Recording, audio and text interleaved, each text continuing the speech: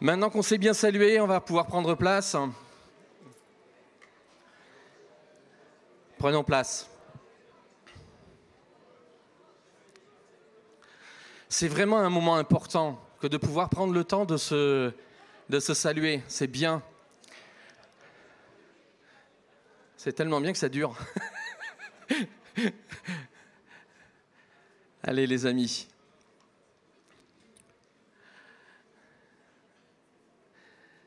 La communion fraternelle, c'est une véritable force pour chacun d'entre nous. Et ça, il faut vraiment qu'on en soit conscient. Autant la semaine, on est chacun de nos côtés. Mais lorsqu'on se rassemble comme cela, on peut devenir une bénédiction les uns pour les autres. Et ça, c'est vraiment fort. Je vais prier, installons-nous.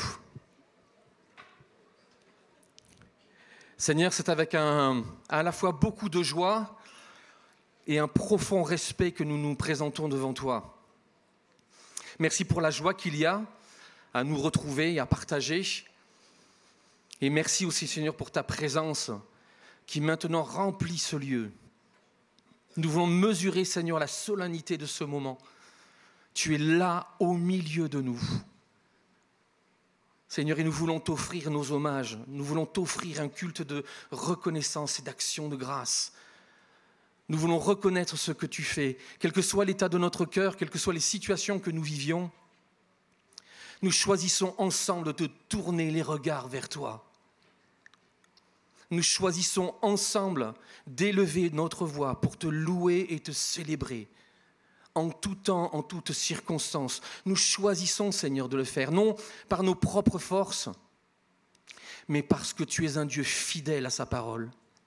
Parce que tu es un Dieu présent à nos côtés, dans l'épreuve. Tu es celui qui nous soutient, qui donne de la force et du courage. Tu es celui qui nous donne de la joie dans les temps heureux et de réussite. En tout temps, tu es Dieu. Et nous voulons véritablement mesurer ces choses ce matin. Merci, merci pour ta présence, notre Père. Au nom de Jésus. Amen. Amen. En ce début d'année, j'ai repris la lecture des évangiles. J'avais envie de me replonger dans les évangiles. Et j'ai lu un texte qui m'a beaucoup encouragé. Et c'est un texte très connu. Et il faut toujours se méfier des textes très connus. Parce que parfois, on a tellement l'impression de les connaître que les vérités profondes, soit on les a oubliées, soit alors on ne les voit plus. Tellement pour nous, ça semble des évidences. Ce texte, il se situe dans Matthieu, au chapitre 14. On connaît cet épisode, c'est la multiplication des pains. Et je voudrais qu'on puisse lire ensemble ce texte. Le soir étant venu, les disciples s'approchèrent de lui, donc de Jésus, et dirent « Ce lieu est désert et l'heure est déjà avancée. Renvoie la foule afin qu'elle aille dans les villages pour s'acheter des vivres. » La foule avait rejoint Jésus pour attendre de lui de nombreuses choses. La réponse de Jésus à cela, c'est... Jésus leur répondit, « Ils n'ont pas besoin de s'en aller. Donnez-leur vous-même à manger. » Mais ils lui dirent, « Nous n'avons ici que 5 pains et 2 poissons. » Et il dit, « Apportez-les-moi. » Il fit asseoir la foule sur l'herbe, prit les 5 pains et les 2 poissons, et levant les yeux vers le ciel, il rendit grâce, puis il rompit le pain et le donna aux disciples, qui les distribuèrent à la foule. Tous mangèrent et furent rassasiés, et l'on emporta 12 paniers pleins de morceaux qui restaient.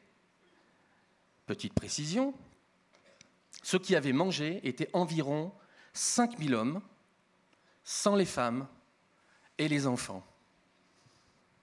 On connaît tous ce texte, hein ? Mais lorsque je lisais cela, vraiment le Seigneur a parlé à mon cœur. Il a mis en évidence des choses assez particulières et contradictoires. 5 pains, 2 poissons, 5000 hommes, sans compter les femmes et les enfants. Les disciples, lorsqu'ils voient cette situation-là, ils se fondent sur une logique humaine. Et écoute, Seigneur, ils sont très nombreux, il est tard, la seule logique humaine, la seule stratégie possible, c'est de, Seigneur, on va les renvoyer, ils vont chercher à manger. C'est la logique des choses. Mais la logique de Dieu n'est pas celle-ci. Elle est légitime, cette proposition des disciples. Elle est légitime. En face de cette situation-là, moi j'aurais aussi certainement réagi de la même manière, parce que je ne connaissais pas la fin de l'histoire. Mais lui, Jésus, il n'est pas comme ça. Il a dit, vous allez leur donner vous-même à manger. Et là, les disciples, ils font un constat tout à fait réel. Écoute, Seigneur, on n'a là que 5 pains et 2 poissons. En face, on a 5000 hommes, sans compter les femmes et les enfants. Jésus leur demande, apportez-moi cela. Jésus les reçoit, il bénit et il multiplie. Et ces choses ont vraiment parlé à mon cœur. Parfois, dans nos vies, nous voyons des situations insolubles, très difficiles. Humainement, il y a des stratégies à mettre en place et c'est le premier réflexe qui vient. Une organisation, ça peut être lié à un contexte, peut-être à ce qui nous semble nous manquer, ça peut être des moyens financiers, ça peut être du temps, ça peut être tout ce que l'on peut penser. Mais ce que Jésus leur demande, c'est « amenez-moi cela ». Amenez-moi ce que vous avez dans la main. Amène-moi ton manque de temps. Amène-moi ton manque financier. Amène-moi ton manque de motivation. Amène-moi, quelle que soit la nature de ce manque, amène-le-moi. Ne vois pas cela comme une limite. Et c'est vraiment ce que le Seigneur me disait. J'avais vraiment le sentiment que le Seigneur me disait, mais tes limites ne me limitent pas. Ce que tu vois comme un obstacle, moi je le vois comme une opportunité. Et j'ai le sentiment que le Seigneur veut parler à plusieurs ce matin de cette manière-là. On peut se laisser décourager parce que nos yeux voient, par un constat authentique et véritable. Et notre logique humaine, elle se met en marche et on trouve des stratégies. Mais le Seigneur ne veut pas que l'on s'appuie sur notre sagesse ou notre intelligence.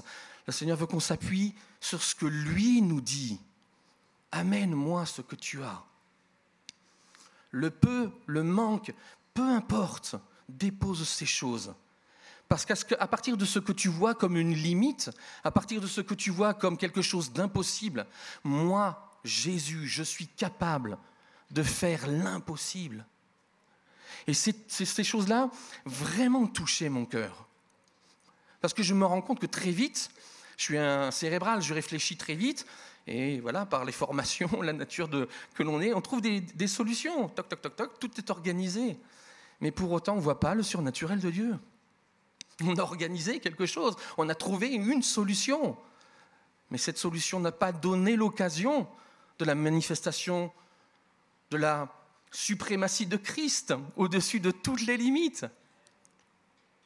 Nous avons un Dieu extrêmement puissant. Ce que nous percevons comme des limites, lui ne les voit pas comme cela. Et la démarche ce matin, dans ce temps de culte, c'est à la fois de considérer sa grandeur, mais c'est aussi de considérer ce qu'il y a dans nos cœurs, ce qui parfois nous retient, nous empêche de faire le pas de foi. Ce matin, approchons-nous de ce Dieu si grand. On va projeter le prochain texte, le dernier. Or, à celui qui peut faire, par la puissance qui agit en nous, infiniment au-delà de tout ce que nous demandons ou pensons. Voilà ce que Dieu veut faire aujourd'hui. Voilà ce que Dieu veut faire chaque jour de nos vies. Et là, à lui, soit la gloire dans l'Église et en Jésus-Christ, dans toutes les générations. Ce qu'ont vécu les disciples n'était pas rien que pour eux. Ces choses qu'ils ont vécues aujourd'hui, nous sommes légitimes pour le vivre, pour peu que nous fassions comme eux ont fait, remettre 5 pains de poisson. Et alors, le Seigneur peut faire, pouf, au-delà de tout ce que nous pensons, demandons. Et là, à lui, j'ai demandé à l'équipe de me rejoindre. Et on veut rentrer dans ce temps de louange de cette manière-là. À lui soit la gloire dans l'Église et en Jésus-Christ, dans toutes les générations, au siècle des siècles. Et l'Église dit... Alléluia, c'est bon. On va se lever ensemble et on va célébrer notre Dieu. Amen.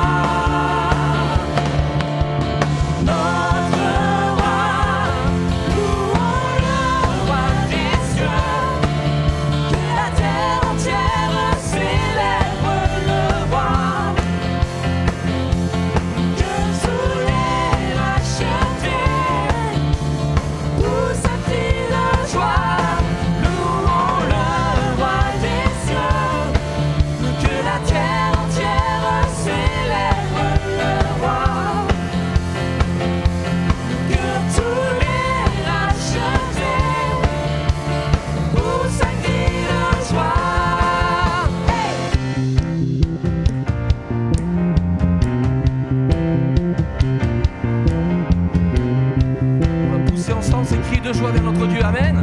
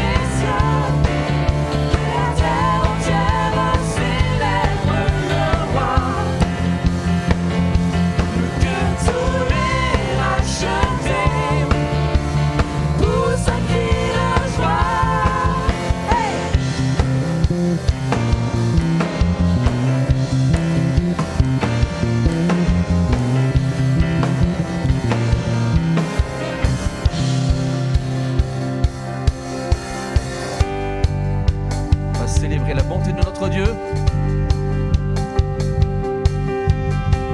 Je veux le proclamer du sommet des montagnes. Sa grâce est sans limite, sa bonté sans égale. Ta tendresse m'envahit, ta bonté me poursuit. Ton amour m'émerveille. Et je chante car tu es bon, et je danse car tu es bon, et je crie de joie. Tu es bon pour moi. Et je chante car tu es bon, et je danse car tu es bon, et je crie de joie. Tu es bon pour moi.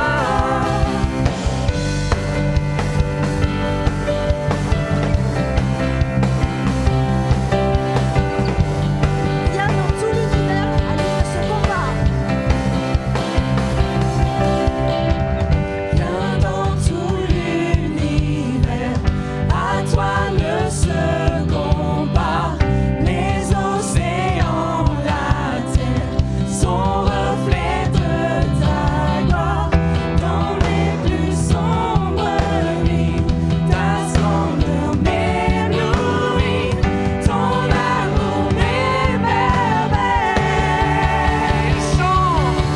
Et je chante car tu es bon, et je danse car tu es bon, et je crie de joie. Tu es bon pour moi. Et je chante car tu es bon, et je danse car tu es bon, et je crie de joie.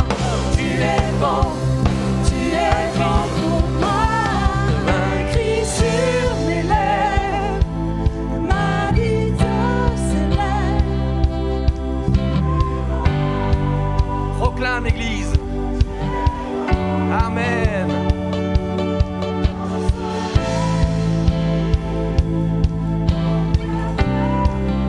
Amen.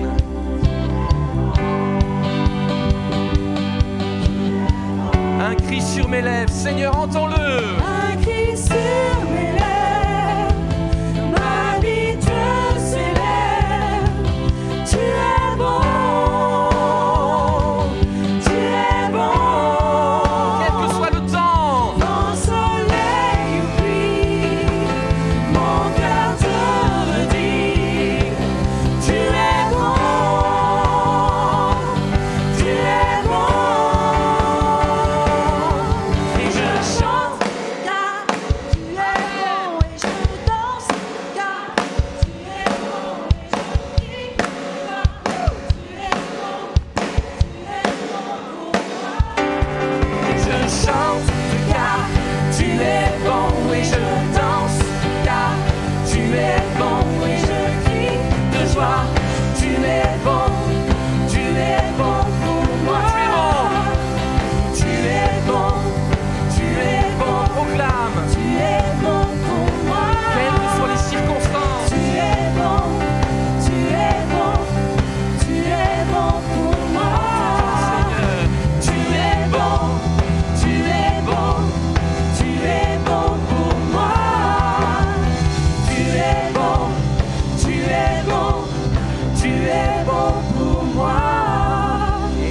chante car Tu es bon et je danse, car tu es bon et je crie de joie. Tu es bon encore. Et je chante car tu es bon et je danse. car tu es bon et je crie de joie. Tu es bon pour moi. Élevons nos voix ensemble dans la présence de notre Dieu pour exprimer notre reconnaissance pour sa bonté et sa fidélité. Amen. On va laisser aller les enfants rejoindre leur club. Et je vais prier pour eux. Seigneur, autant ta bonté est étendue pour tes enfants, quel que soit leur âge. Aussi, Seigneur, on te demande maintenant de les couvrir de ta main. Comme ces parents t'amenaient les enfants en foule et tu les recevais favorablement, nous t'amenons nos enfants, Seigneur, pour que tu touches leur cœur, leur vie. Marque-les, Seigneur, par ton amour.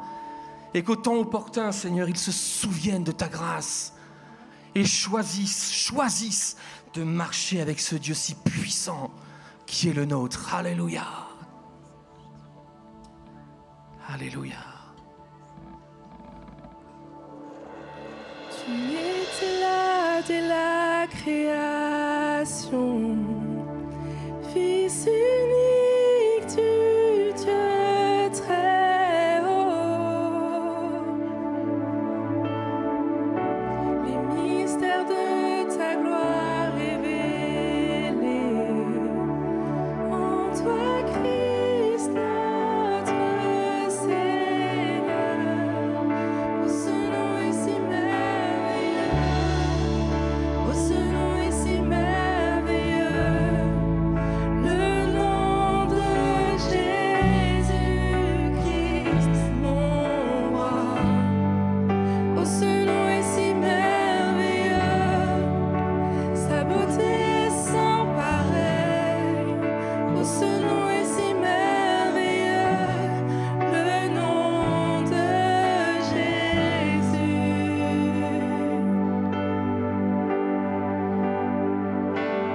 Tu n'as pas voulu. Tu n'as pas voulu les cieux sans nous. Alors Jésus, tu es venu. Ton amour a vaincu mon péché. Plus rien ne peut nous séparer. Oh, ce nom est si glorieux. Oh, ce nom est si glorieux. Le nom de Jésus, Christ mon roi. Oh, ce nom est si glorieux. Sa beauté est sans pareil. Oh, ce nom est si glorieux. Le nom de Jésus.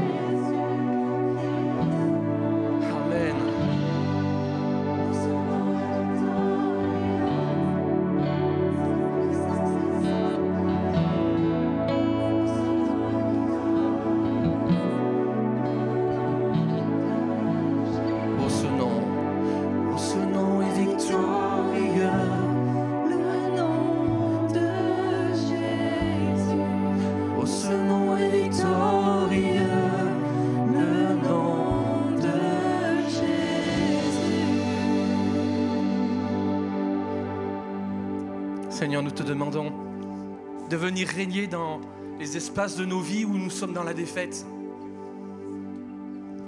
où nous luttons, Seigneur, sans pouvoir atteindre cette victoire, cette délivrance que nous recherchons. Seigneur, nous voulons que tu sois sans rival dans nos cœurs.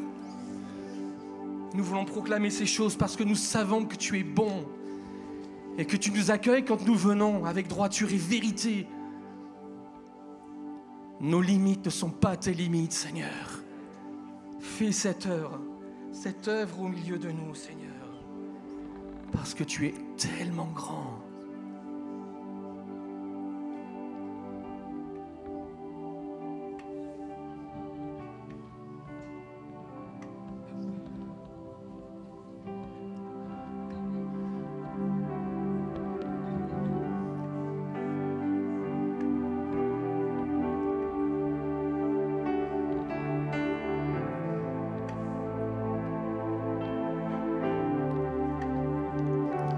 Quand je sonde l'univers, les astres que tu as créés, les océans, les mers, tout me révèle ta majesté. Alors mon âme veut s'écrier de tout mon cœur. Je veux chanter. Oh Dieu, tu es infiniment grand, éternel puissant, roi majestueux. Oh Dieu, tu es infiniment grand, éternel puissant, roi majestueux.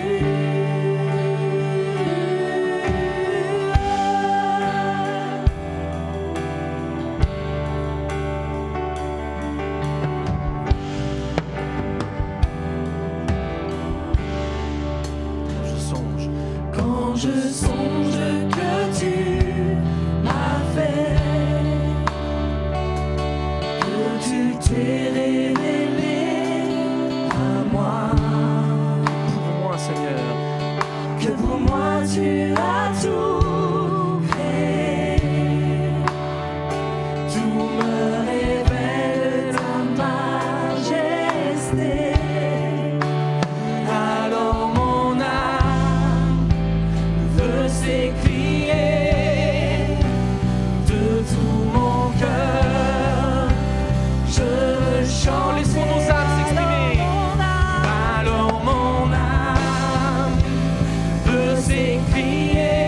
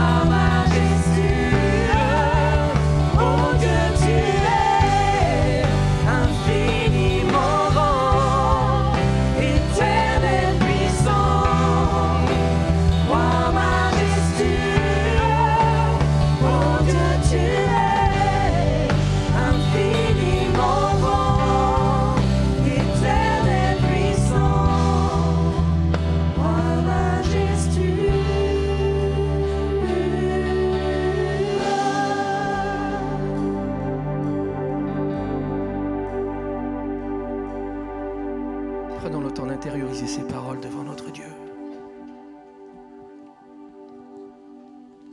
Alléluia. Restons debout si vous le pouvez. Nous sommes dans la présence de notre Père. Tu es infiniment grand, Seigneur. Nous voulons apprendre à contempler cette grandeur, Seigneur. À être dans ta présence. Alléluia.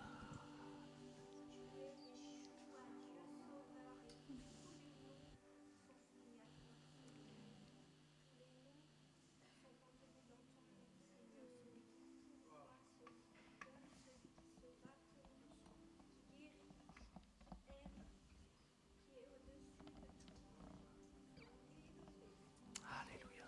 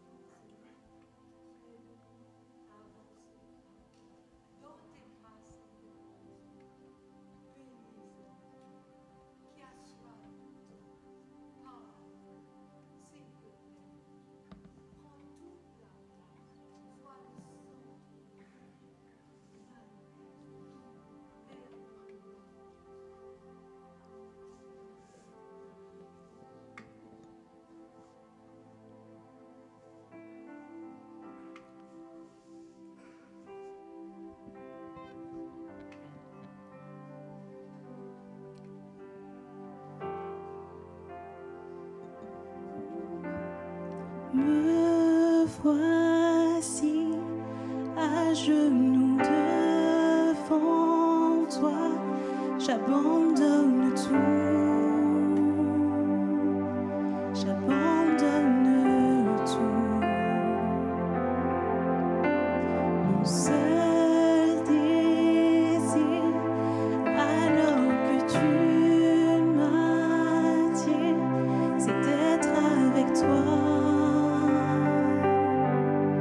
Être avec toi, je m'abandonne.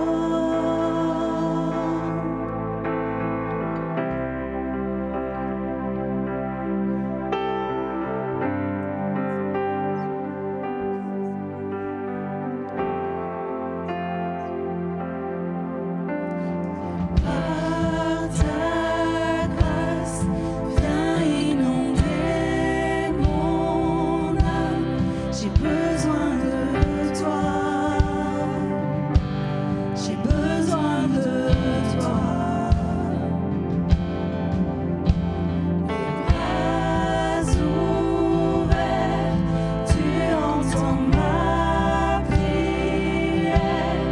Parle à mon cœur. Parle à mon cœur. Je m'abandonne, Seigneur. Je m'abandonne, je m'abandonne, je veux te connaître plus, je veux te connaître plus, je m'abandonne, je m'abandonne. Je veux te connaître plus, je veux te connaître plus.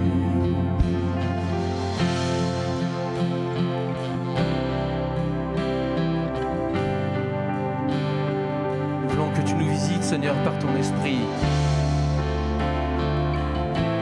Notre Dieu. Tel un vent puissant, souffle maintenant. Dieu vient régner, Seigneur. Dieu vient régner en moi. Tel un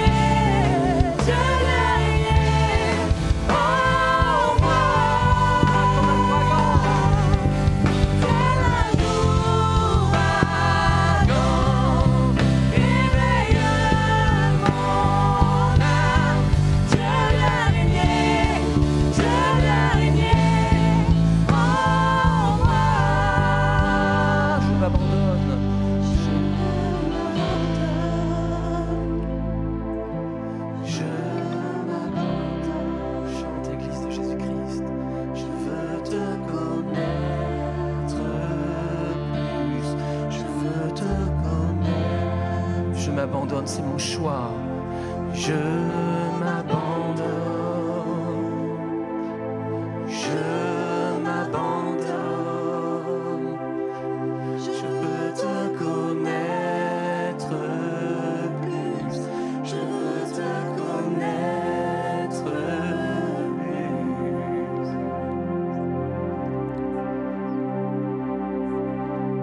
Nous pouvons faire le choix de te faire confiance, Seigneur, de lâcher nos sécurités, ce que nous percevons comme des limites, et nous confier entre tes mains. Amen.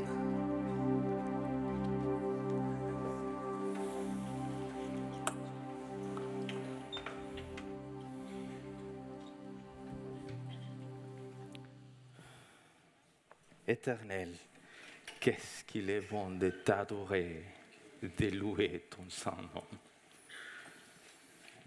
Merci de nous avoir accordé cette grâce, de te louer et t'adorer. Je te demande, Éternel, maintenant, de parler à nos cœurs, de nous édifier à travers ta parole. Sois avec nous ce matin, Éternel. Sois avec nous et parlez-nous. Saint-Esprit vivant, viens et souffle sur nous, s'il te plaît. Souviens-toi, Père, qui je suis et à quel point j'ai besoin de toi.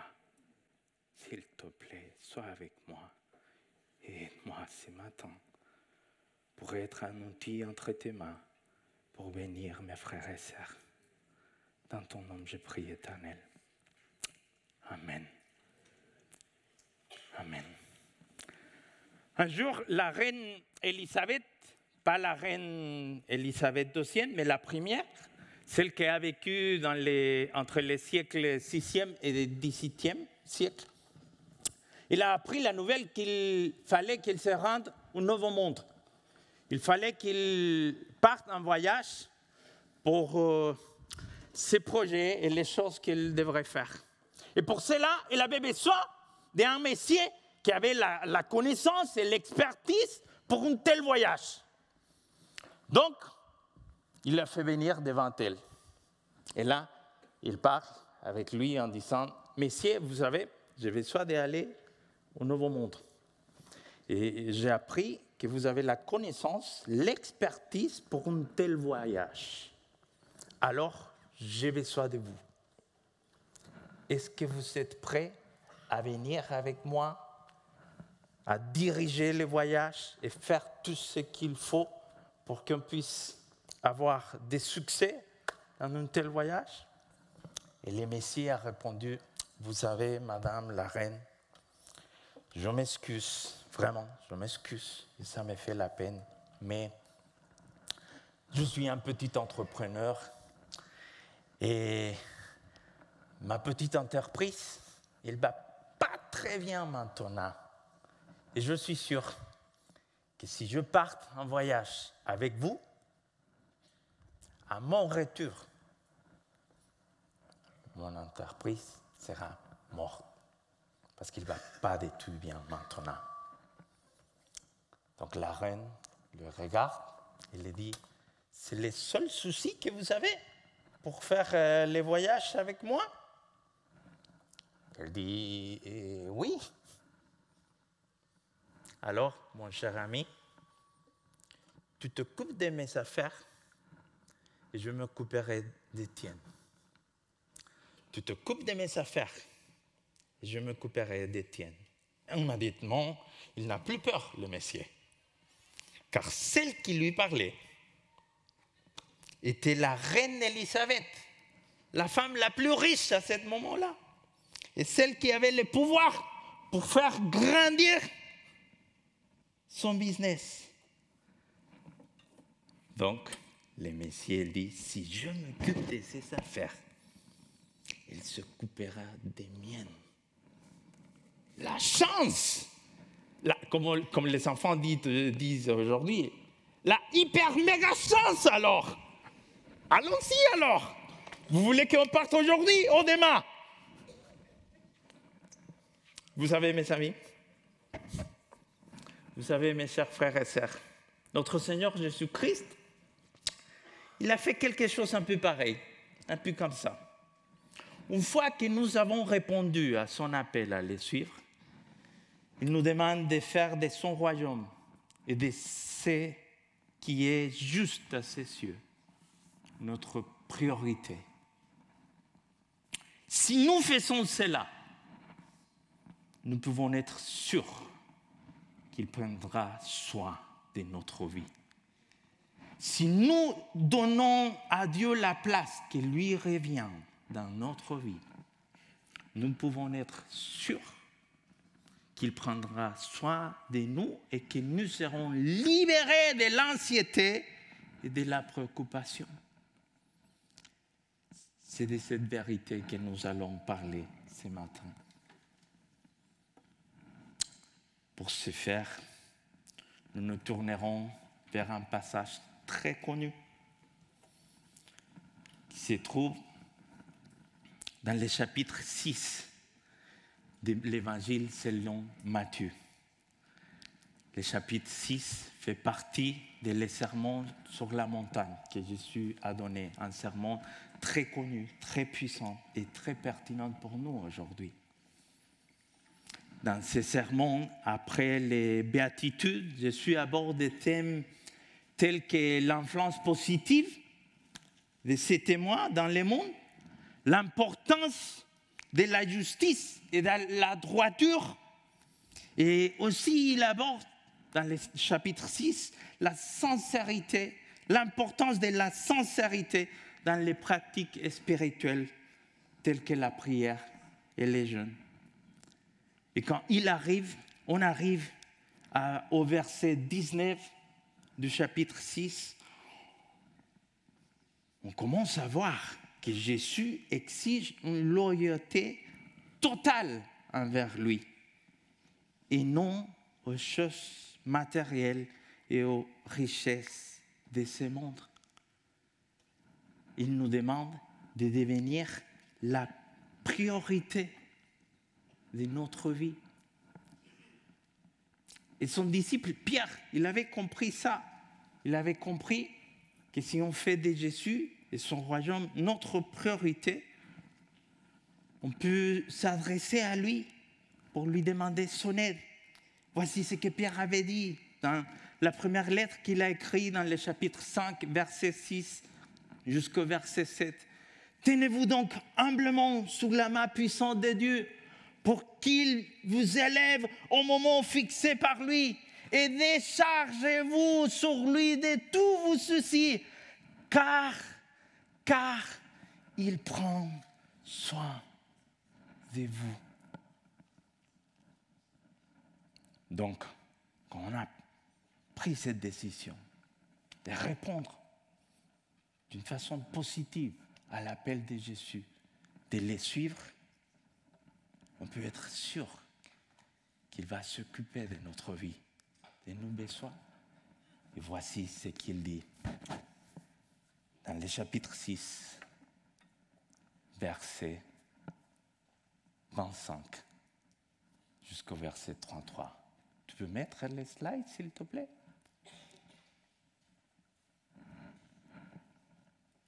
Ça marche? Non? Pas de souci. Je vais les lire pour vous. C'est bon? Ah, voilà. C'est pourquoi je vous dis, ne vous inquiétez pas en vous demandant qu'allons-nous manger ou boire? Avec quoi allons-nous nous habiller? La vie ne veut-elle pas bien plus que la nourriture? Et le corps ne veut-il pas bien plus que les vêtements? Voyez ces oiseaux qui volent dans les ciels. Ils ne sèment ni moissonnent. Ils n'amassent pas des provisions dans des grenières. Et votre Père céleste les nourrit. N'avez-vous pas bien plus de valeur qu'eux? Les slides suivantes, s'il te plaît. D'ailleurs, qui de vous peut, à force d'inquiétude, prolonger son existence? ne serait-ce que de quelques instants. Quant au vêtement, pourquoi vous inquiétez à leur sujet? Observez les lits sauvages. Ils puissent sans se fatiguer à tisser des vêtements. Pourtant, je vous l'assure, le roi Salomon lui-même, dans toute sa gloire, n'a jamais été aussi bien vêtu que l'un d'eux. Si Dieu habille ainsi cette petite plante des champs qui est là aujourd'hui et qui demain sera jetée au feu, à plus forte raison, ne vous vêtira-t-il pas vous-même? Ah, votre foi est bien petite.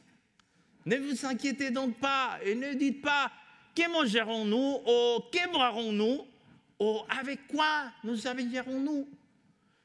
Toutes ces choses, les païens se préoccupent sans cesse.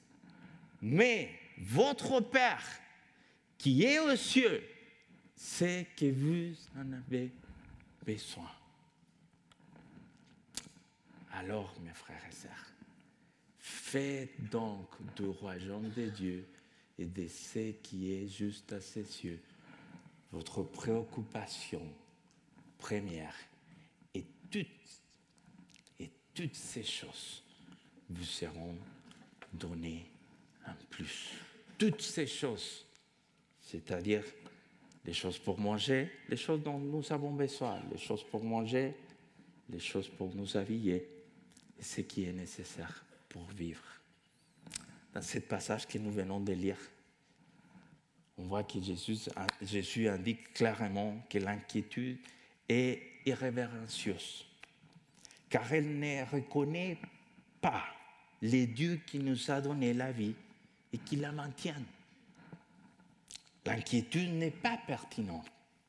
Elle ne change pas les choses et ne nous aide pas à résoudre les problèmes. Et l'inquiétude est aussi responsable parce qu'elle brûle l'énergie physique sans l'utiliser pour l'appliquer à une action constructive pour résoudre ce qui amène l'inquiétude. Mais ce qui est intéressant, je trouve, dans ces passages, c'est que Jésus ne se contente pas de nous dire de ne pas nous inquiéter, mais il nous donne des raisons logiques et cohérentes pour ne pas les faire. Il nous invite d'abord à observer. Ce n'est pas seulement le fait de « ne t'inquiète pas », et il laisse les choses comme ça. Non, mais il t'invite à observer. Et la première chose qu'il nous invite à observer, c'est intéressant que c'est les oiseaux. Qui aime ici la nature? Ah, je sais de quelqu'un qui aime la montagne ici. Et je ne vais pas le dire. Voilà, on aime bien ça. Donc, observez les oiseaux du ciel pour que notre foi grandisse. Nous les voyons travailler dur, mais sans souci. Et chaque jour, ils trouvent la nourriture dont ils ont besoin. Les passages ne veulent pas dire que nous ne devons pas travailler, mais seulement que nous ne devons pas nous inquiéter pendant que nous travaillons dur.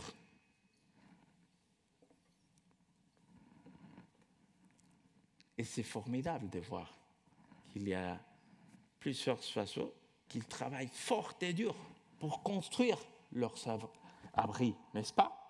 Leur refuge. Ils travaillent dur. Ils ne s'inquiètent pas pour ce qu'ils vont manger. Et c'est très intéressant. Pour moi, c'est formidable même de voir que le Père, c'est lui qui prend soin de ce qu'ils vont manger, les oiseaux. Donc, quand il y a cet appel à observer, j'aime bien que l'expression qu'on trouve ici dans ce passage pour observer n'a pas le sens seulement de jeter un coup d'œil et regarder, ah, c'est belle cette façon, voilà, c'est fini. Non, Mais c'est un mot qui a le sens de regarder pour après réfléchir, avoir une réflexion profonde et après discerner quelles leçons, quelles choses importantes je peux appliquer dans ma vie. Alors, quand je vois ça, et je pense à ça, je me dis, ah oui, c'est bien de regarder les oiseaux. C'est-à-dire que je dois travailler quand même, je dois faire l'effort, je dois être responsable. Mais c'est lui qui va faire que les choses se passent. C'est lui qui prend charge de cette responsabilité de pourvoir pour nos besoins. C'est l'Éternel, le Dieu Tout-Puissant qui a créé l'univers. Donc il va pourvoir à nos besoins pour les choses que nous voulons manger. Et il y a une autre partie dans ce passage que j'aime bien. Et c'est pour ça que je propose cette vérité importante à retenir aujourd'hui. Ne nous inquiétons pas pour notre vie. Laissons Dieu s'en occuper. Ne nous inquiétons pas pour notre vie. Laissons Dieu s'en occuper. Et de spéciale importance pour moi, c'est ce qu'il va dire après le Seigneur dans les passages suivants. Il nous appelle à regarder les fleurs. Quelques fleurs un peu comme celles qui... Je ne sais pas si vous arrivez à bien regarder. Est-ce que ça se voit? Quand même, ça va? C'est à peu près les fleurs qu'on trouve dans la région où Jésus était pendant qu'il donnait ce message. Voici les fleurs. Et voici les fleurs que les gens utilisaient pour allumer les feux aussi. Donc c'est les fleurs dans lesquelles notre Seigneur est peut-être en train de penser et voir. Et il utilise les mêmes principes. Il nous demande de regarder les fleurs. Il va dire, vous savez quoi? Même pas les rois les plus riches d'Israël, c'est lui qui s'est habillé avec les plus beaux vêtements, les plus belles choses. Même pas lui arrive à se voir comme les fleurs. Et vous savez quoi? Ces fleurs-là, ils ne vont pas tenir longtemps. Ils vont finir bientôt. Ils vont mourir tôt. Et malgré les faits qu'ils sont éphémères, Dieu les revêtit avec beauté. Dieu les habille avec beauté. Donc il dit, combien de plus je vais prendre soin des choses que vous avez besoin pour vous habiller. Laissez-moi m'occuper de ça.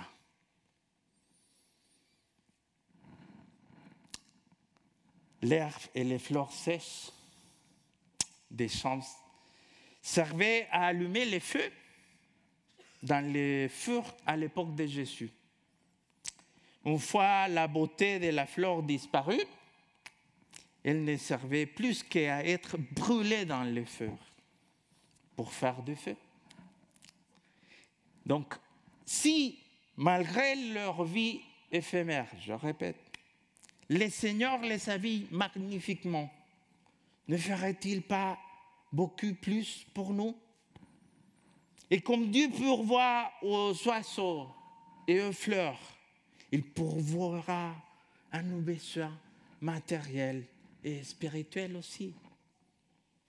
Alors, mes chers frères et sœurs, si vous êtes couchés ce soir, ou demain, ou un autre jour, et dans votre lit, il s'agit que vous commencez à avoir des pensées un peu comme « Oh, comment cela va être mauvais, les choses qui vont m'arriver !» Oh, Oh, comment cela va être horrible. Oh, qu'est-ce que je vais faire à ces sujets-là? Oh là là, j'ai tel projet. Comment on va faire pour les vacances? Oh, comment on va payer telle chose? Comment on va faire? Quand on est en train de faire une telle chose, on est en train d'écouter notre cœur au lieu de parler à notre cœur. Et écouter le cœur, c'est ce qui, selon Jésus, engendre l'anxiété. Au lieu de cela, vous dites à votre cœur, attends, calme-toi. Regarde les faits. Considère cette chose que Dieu est en train de faire déjà dans ta vie. Considère ce qu'il a fait déjà dans ta vie. Tu te rappelles de tels miracles qu'il a fait? Tu te rappelles quand il t'a guéri? Tu te rappelles quand il a permis que tu puisses voir sa provision d'une manière surnaturelle? Et l'autre petit argument que vous pouvez présenter à votre cœur, faire monter à votre esprit, c'est celui de l'amour de Dieu. Dans Matthieu chapitre 6, verset 32, je trouve cette belle phrase. Votre Père sait ce dont vous avez besoin. Vous avez entendu? Votre Père.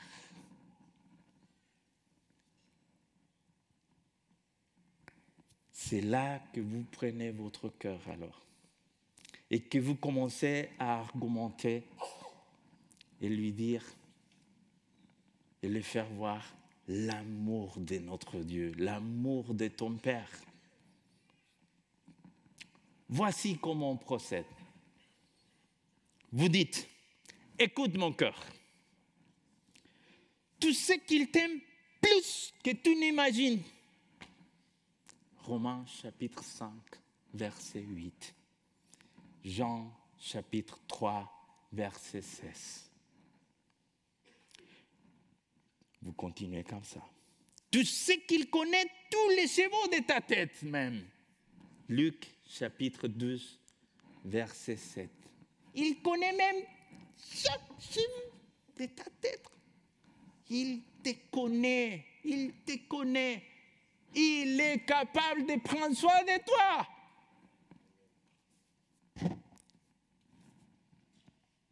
Il sait même combien de larmes ont coulé sur tes joues. C'est ça qu'il dit le psaume 56, verset 9.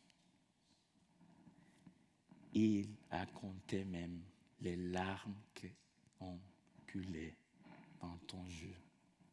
Ça me touche toujours. Parce que ça montre qu'il est sensible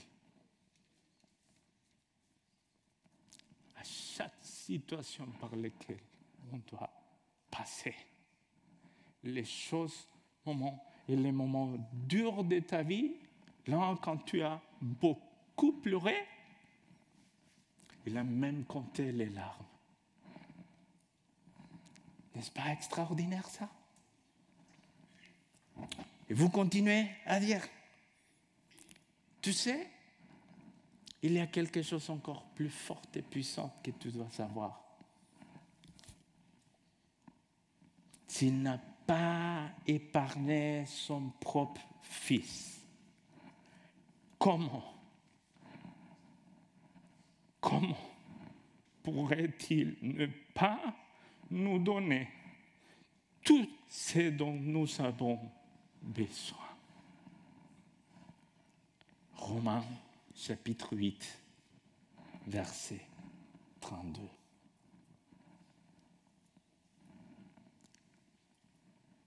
Quand on s'arrête à réfléchir à tout ça et on se rappelle de cette vérité biblique, on prend courage, on va être fortifié. L'Éternel bénira notre vie, notre esprit, notre âme. Cela nous conduira à avoir confiance en Jésus-Christ et sa parole écrite, afin que nous puissions vivre dans le monde d'une manière qui plaise à Dieu. Et la manière comment on peut vivre.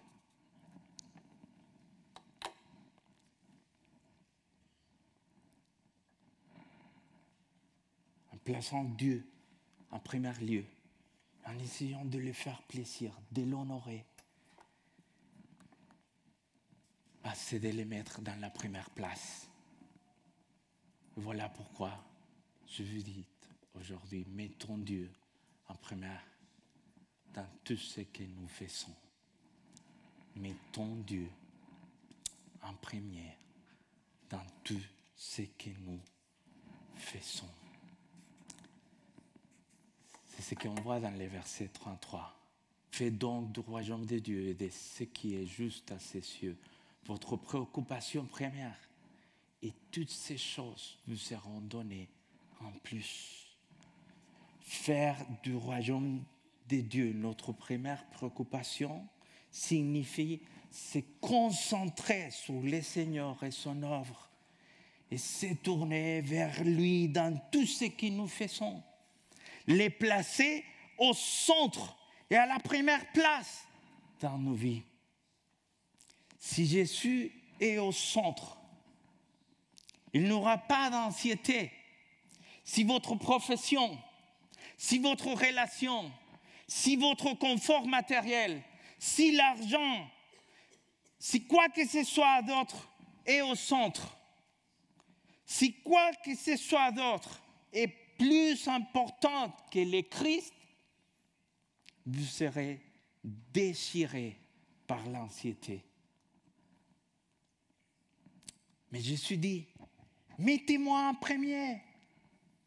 Cherchez d'abord mon royaume et ma justice.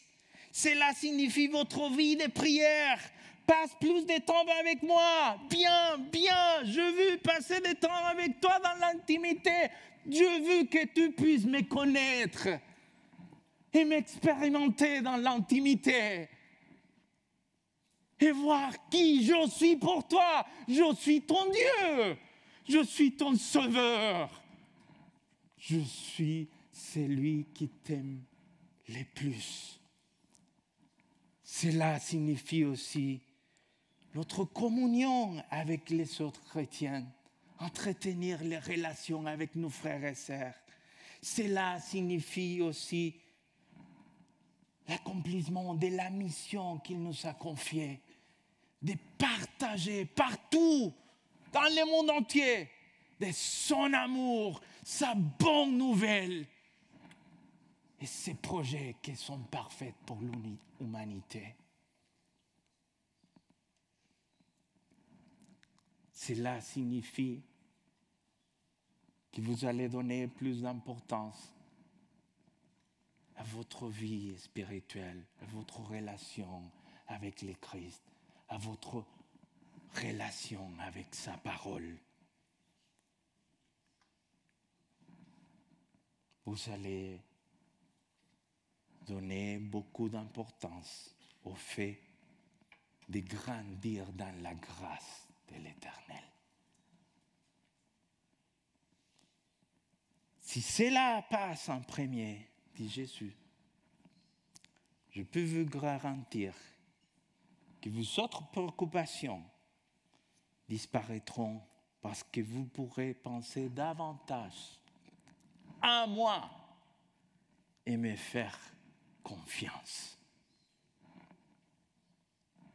En dehors de notre Seigneur Jésus-Christ, l'un des meilleurs exemples que je vois dans la Bible de quelqu'un qui a mis Dieu en première et qui a bénéficié de la protection et de la provision du Tout-Puissant est le prophète Daniel. Quand il est arrivé dans un pays qui n'était pas le sien, quand il a vu qu'il fallait qu'il s'adapte à cette culture et qu'il commence à manger et faire des choses propres à cette culture, mais pas la sienne, pas en accord avec ce que Dieu lui demandait de faire, il a pris une décision. Il a dit, je ne vais pas manger ce que vous me demandez de manger, parce que je veux honorer mon Dieu. Et alors, l'Éternel a béni Daniel grâce à cette décision. Et après, les choses deviennent encore un petit peu plus complexes. Car il y a une loi qui va sortir pour dire c'est interdit de prier à une autre qui ne soit pas les rois. Qu'est-ce qu'on ferait si on se trouverait dans une telle situation?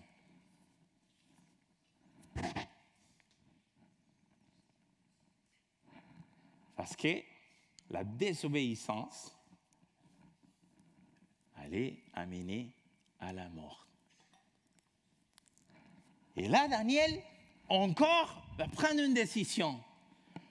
Peu importe ce qui a été dit, peu importe les conséquences, mais je vais rester attaché à mon Seigneur. Je vais l'obéir et je vais faire ce qu'il me demande de faire. Ce qui est le mieux, pas pour lui, mais pour moi. Et là, il va continuer avec sa vie de prière. Et comme il avait l'habitude, à genoux, en direction de la ville qu'il aimait le plus, il prie. Et les personnes qui avaient proposé cette loi, ils l'ont fait justement pour rattraper Daniel, pour lui faire mal. Ils étaient là en train de regarder, ils l'ont vu. Donc ils vont vers les rois. Roi, voilà, Daniel a désobéi, il faut le tuer. Et j'aime bien voir dans les textes que Dieu n'a pas fait aucune intervention à ce moment-là. Il a laissé que les choses coulent. Et Daniel est amené face au roi. Et le roi va lui poser la question, Daniel, est-ce que c'est vrai? Est-ce que tu es prêt à changer d'avis? Et là, il prend position. Il dit, non, je reste avec mon Dieu. Même si ça va me coûter la vie. Si ça va coûter tout. Et il est envoyé, vous connaissez bien l'histoire, avec les lions. Selon les ennemis de Daniel, les lions allaient manger très très bien ce jour-là. Selon les ennemis de Daniel. Mais pas selon notre Dieu, le Dieu Tout-Puissant. C'est lui qui est toujours en train de veiller sur ses enfants, de garder ses enfants, de protéger ses enfants. Et là, il passe la nuit, Daniel, avec les lions. Je vais lui demander au ciel, Daniel, comment ça s'est passé? J'ai la curiosité, pardonne-moi. Il a passé la nuit avec les lions. Et Dieu a envoyé son ange, l'a protégé et l'a délivré. Mais les rois aimaient beaucoup Daniel parce qu'il était un homme droit, correct, qui aimait Dieu. Et c'est ça la situation, mes amis, quand on met Dieu dans la première place, on marche avec droiture. On fait voir la justice divine aux autres. On fait voir les royaumes des cieux aux autres. Donc les rois aimaient Daniel. Et il vient tôt le matin. Daniel, Daniel, est-ce que tu es là? Oh roi, je suis là.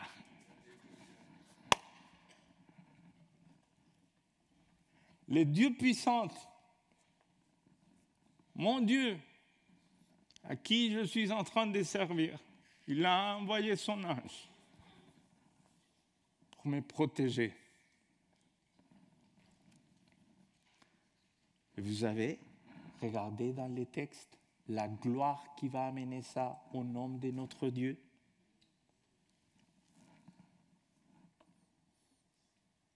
Quel bel exemple pour se rappeler que quand on va mettre un autre Dieu dans la première place, il va être honoré, il va être loué, il va être même adoré. Et cet appel à les mettre dans la première place, c'est pour nous aujourd'hui aussi. On doit les mettre dans la première place avant que notre business, notre entreprise, notre désir de monter des niveaux, on doit les mettre dans la première place au collège, à l'université. On doit les mettre dans la première place partout. Parce qu'ils le méritent. Mais certaines personnes, peut-être, pourraient dire, si je lui fais vraiment confiance, comme ça, ou si je me donne à lui, il peut commencer à me dire des choses que je ne veux pas faire. Il peut commencer à me donner des choses que je ne veux pas avoir. Il peut commencer à m'ordonner de faire des choses auxquelles je ne veux pas obéir. Bien sûr qu'il vous dira des choses que vous ne voulez pas faire. Bien sûr qu'il va te demander de faire des choses que tu ne veux pas faire. Mais nous devrons reconnaître que nous ne sommes pas assez sages et intelligents pour savoir comment contrôler nos propres vies. Abraham ne voulait pas abandonner Isaac. Moïse ne voulait pas aller voir les pharaons. Jésus lui-même ne voulait pas aller à la croix. Vous vous rappelez? Mais ils sont tous décidés de mettre leur confiance en Dieu. Surtout parce qu'ils savaient que la volonté de Dieu est sage, bonne, juste, agréable et parfaite. Et que les gens qui se soumettent passeront les prochains milliards d'années à remercier Dieu de l'avoir reçu, de leur avoir donné. Alors, je veux te faire l'appel ce jour-là de placer ta confiance en Jésus-Christ. C'est la meilleure chose qu'on peut faire. Placer notre confiance en lui. Parce qu'il prend soin de nous. Mieux de ce qu'on peut faire. Mieux de ce qu'on comprend. Et tu vas dire, mais parfois il permet des choses difficiles dans ma vie. Et oui, mais tu ne sais pas tout ce qui se passe. Tu ne connais pas ses plans. Ses projets sont parfaits pour toi. Même si on ne les voit pas comme ça. Même si au moment là, maintenant, on est en train de passer une épreuve, une difficulté. Faisons confiance à l'Éternel. Je pense à un moment donné dans ma vie. J'étais petite. J'étais dans un vrai danger. En fait, je ne sais pas comment. Encore aujourd'hui, je n'arrive pas à comprendre comment. Mais j'étais face à un barranco, comme on dit. Une falaise. Jusqu'au point que si je tombais, j'allais mourir. C'est certain et sûr. Et à ce moment-là, j'étais au point de sauter quand mon père m'a vu. Et mon père court avec toute sa force. Il m'attrape comme ça, mais en faisant ça, il m'a fait tellement mal ici que moi, je n'étais pas concentré sur le fait qu'il m'avait sauvé la vie. Mais j'étais concentré sur le fait qu'il m'avait fait mal. J'ai pleuré, j'ai papa, tout m'a fait mal, tout m'a fait mal, tout m'a fait mal. Oh là là.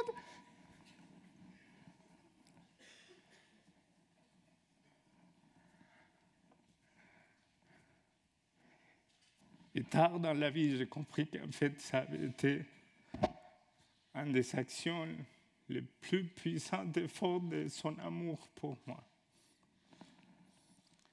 Parfois, c'est comme ça. Peut-être Dieu a permis des choses dures dans la vie, mais il est en train de nous sauver, de nous aider, de nous protéger. Et peut-être on ne les voit pas aujourd'hui, mais au ciel, on va comprendre pourquoi il a permis des choses qui nous ont fait vraiment mal et qui nous ont peut-être vraiment blessés. Mais la seule chose qu'il nous demande, c'est de lui faire confiance et savoir que ses plans et ses projets sont parfaits parce que sa volonté est juste, parfaite, agréable et bon. Alors, mes chers frères et sœurs, faisons confiance à l'Éternel et faisons de lui notre priorité ultime dans la vie. Parce qu'on peut être sûr que le reste l'appartient à lui. Il fait le reste. On s'occupe de ses affaires et il s'occupe de les nôtres. Prions. Éternel Dieu Tout-Puissant, quel plaisir de savoir qu'on peut vraiment te faire confiance. Quel plaisir de savoir que jamais tu abandonnes tes enfants. Tu es un Dieu fidèle, tu es un Dieu rempli d'amour. Alors, aide-nous, mon Dieu, à comprendre l'importance de te placer dans la première place, au centre. Aide-nous, Éternel, pour qu'on puisse faire de toi notre priorité ultime. Peu importe les situations, peu importe les difficultés, aide-nous, Éternel, à rester avec les yeux fixés sur Jésus-Christ, notre Sauveur, pour qu'on puisse continuer la marche jusqu'au moment où tu vas nous appeler à être avec toi, où tu reviendras, où tu vas revenir. Aide-nous, Éternel, s'il te plaît, à rester avec les yeux fixés sur toi et à faire de ton royaume notre priorité. Au nom de Jésus, on prie. Amen. Je vous invite à vous lever, prendre ce chant comme une réponse à ce que nous avons entendu de la part de notre Dieu à travers la bouche de Davis.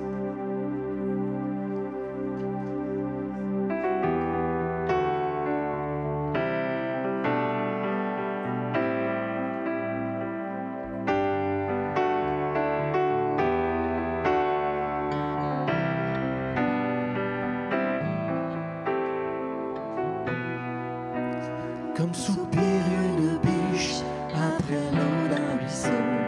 Moi aussi, oh Seigneur, je soupire après toi.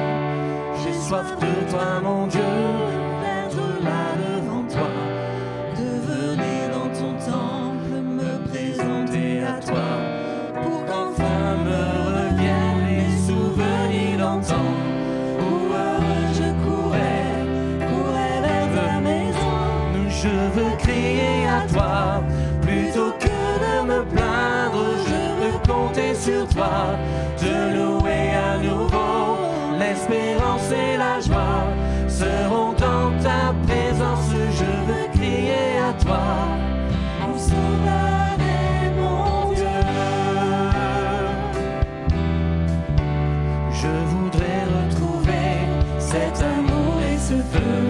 encore une fois brûler, être fou amoureux de toi, attaché à tes pas, livré à ta parole et au son de ta voix, pour qu'enfin me reviennent les souvenirs d'antan, où heureux je courais vers ta maison, je veux crier à toi, plutôt que de me plaindre, je veux compter sur toi, te louer à nouveau, l'espérance et la joie seront dans ta présence, je veux crier à toi, mon sauveur et mon Dieu.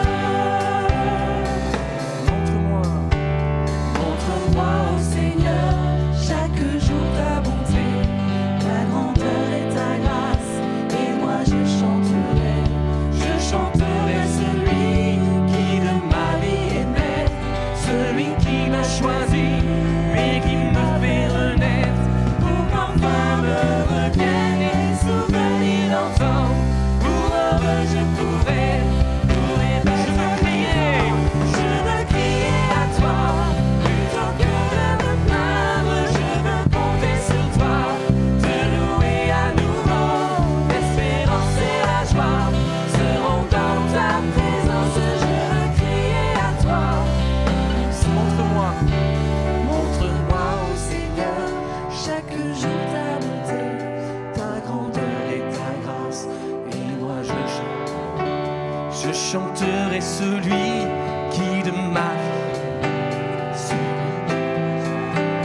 et qui me fait renaître, pour qu'enfin me reviennent les souvenirs d'antan. Seigneur, entends nos cris ce matin. Courir vers ta maison, je veux crier à toi, plutôt que de me plaindre, je veux compter sur toi, te louer à nouveau, l'espérance et la joie seront dans ta présence, je veux crier à toi, mon sauveur, et je veux crier à toi, plutôt que de me plaindre, je veux compter sur toi, te louer à nouveau, l'espérance et la joie seront dans ta présence, je veux crier à toi, mon sauveur, et je veux crier à toi, plutôt que de me plaindre, je veux compter sur toi, te louer à nouveau, l'espérance et la joie seront dans ta présence, je veux crier à toi, mon sauveur et mon Dieu, mon sauveur et mon Dieu, mon sauveur et mon Dieu. Amen.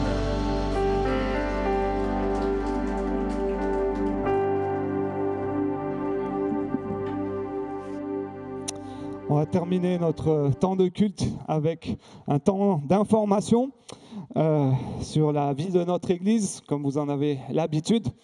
Cette semaine passée, on a eu la joie de vivre un temps à part avec notre semaine de jeûne et prière où tous les soirs, on a pris le temps de se placer devant notre Dieu, justement, en cette année 2024, de lui dire, notre Dieu, nous voulons que tu sois notre priorité. Alors guide-nous. Et on a eu plein de temps de prière avec plein de sujets différents. On a eu la joie de prier tous ensemble.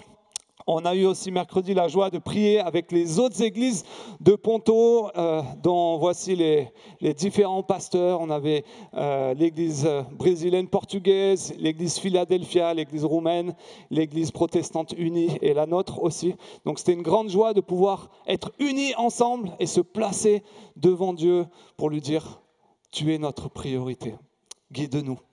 Donc maintenant, on se projette dans ce qui nous attend. Et cette semaine, donc, c'est la reprise des groupes de maison. Alors, dans notre église, on vit des cultes super le dimanche matin. Mais vous ne pouvez pas cerner la réelle dimension de notre église si vous n'êtes pas dans un groupe de maison. C'est pourquoi régulièrement, nous voulons vous encourager à vous inscrire pour participer dans un groupe de maison. La grande majorité d'entre vous l'êtes, mais aujourd'hui, si vous êtes là et vous dites « mince, mais je n'ai pas encore de groupe de maison », vous avez la possibilité de vous inscrire aujourd'hui en allant dans le hall convivial voir notre super Pedro national, le plus beau barbu que la France ait connu. allez le voir et prenez une fiche d'inscription. On a des groupes du mardi au vendredi, tous les horaires, un peu partout, tout autour de Ponto, dans plusieurs villes. Trouvez le lieu et le jour qui vous correspond le mieux et inscrivez-vous vraiment.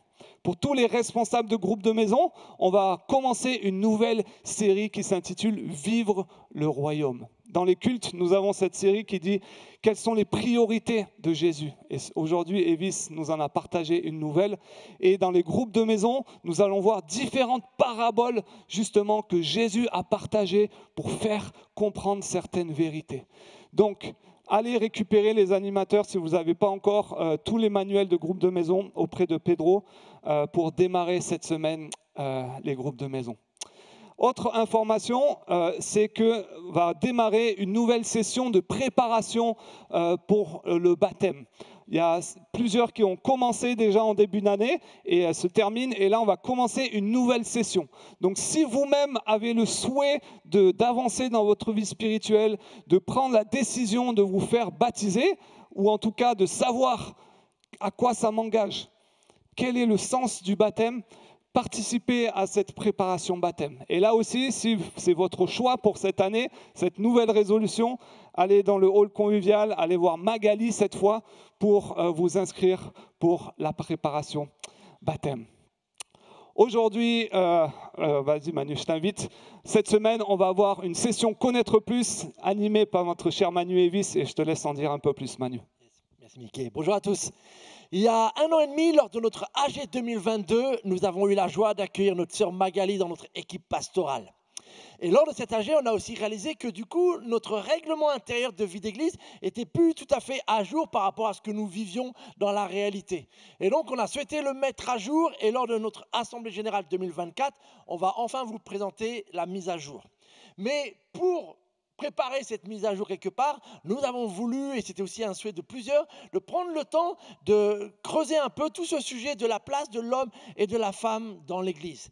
Vous savez peut-être qu'il y a quelques versets de l'apôtre Paul notamment, qui ne sont pas des plus faciles et qui peuvent entraîner différentes compréhensions ou interprétations sur les rôles hommes et femmes dans l'Église. Donc ce samedi 20 janvier, Evis et moi-même, on va animer et prendre le temps de regarder ces textes, notamment et surtout les plus difficiles, répondre éventuellement à vos questions. Après ce module, on aura début mars un temps de consultation où on vous présentera notre futur nouveau règlement intérieur par rapport à ce volet équipe pastorale. Et à l'AG, nous allons le voter. À l'AG, nous ne discuterons plus parce que nous aurons pris le temps d'enseigner et de consulter. Donc si tout ce sujet vous intéresse, et ça le devrait quelque part, nous vous encourageons à venir à ce premier temps fort samedi prochain lors du module et puis lors de la consultation début mars. À très bientôt. Les inscriptions au point info aussi auprès de nous. Merci Manu. À ne pas rater donc ce samedi à 15h. Autre chose qui va se passer cette fois le samedi d'après. Vous vous rappelez nous avons fait une série de septembre à décembre sur la famille. Vous vous souvenez de cela ? Et on avait eu un Connaître plus spécial sur la thématique éduquer nos enfants selon la Bible avec un intervenant extérieur. Et suite à ce moment-là, qui nous avait été enseigné sur la Bible sur ce sujet-là, nous avons mis à disposition une boîte à questions pour toutes les questions sur des sujets concrets qui étaient soulevés. Et justement, on a compilé un peu tous ces sujets avec l'équipe pastorale et on aimerait vous proposer une deuxième rencontre sur ce sujet, mais cette fois sous forme d'ateliers, avec différents ateliers pour répondre à des questions concrètes. Donc voici les différents ateliers que nous vous proposons donc, pour ce samedi 27 janvier, donc dans 2 semaines du coup. Survivre avec des jeunes enfants. Ça vous fait rire, mais c'est une réalité. Où forcément la fatigue est plus grande, le temps avec Dieu est moins important, parfois apparaissent des tensions dans le couple, et forcément, il doit y avoir des adaptations. Comment est-ce que je devrais éduquer aussi mes jeunes enfants selon la parole de Dieu? Donc voici un des ateliers. Autre atelier, la place de la discipline dans l'éducation. Jusqu'où est-ce que je dois aller pour éduquer dans la discipline mes enfants? Quelles sont les limites? Qu'est-ce que je peux faire, pas faire? Que m'enseigne la Bible à ce sujet? Autre thématique, mon témoignage quand mon conjoint n'est pas chrétien. C'est vrai que pour l'éducation des enfants, si on n'a pas le même avis, ça peut être difficile d'éduquer nos enfants selon la Bible, évidemment. Quelles sont les options? Quelle devrait être mon attitude vis-à-vis de mon conjoint, vis-à-vis de mes enfants? Très intéressant comme sujet. Autre sujet, entretenir une relation avec mon adolescent en crise. Ça, c'est des questions qui sont revenues dans la boîte à questions. Comment est-ce que je dois gérer cette situation à cet âge-là où mon enfant se pose plein de questions et je devrais garder une bonne relation avec lui? Et le dernier sujet, voilà, être un modèle pour mes enfants en étant imparfait. Moi-même, je suis imparfait. Comment est-ce que je peux être un modèle, un exemple, un témoignage pour mes enfants? Donc, 5 ateliers différents avec des sujets très concrets. C'est nous-mêmes, l'équipe pastorale, qui allons animer ces différents ateliers.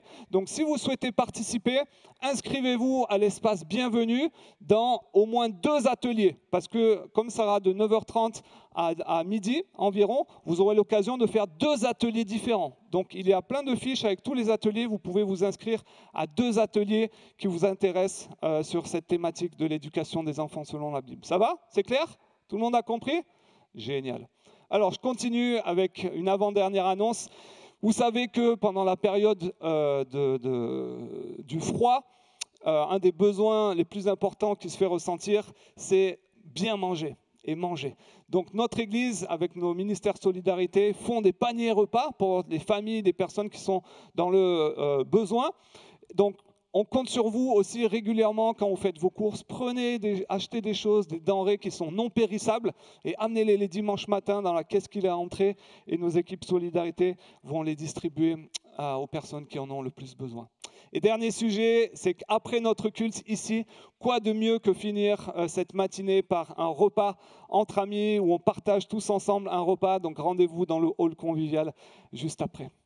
Je vous souhaite un super bon dimanche avec l'équipe. On était très contents de passer ce temps ensemble. N'oubliez pas aussi de déposer vos offrandes dans les urnes qui sont sur les côtés. Et on vous dit bonne semaine dans vos groupes de maison.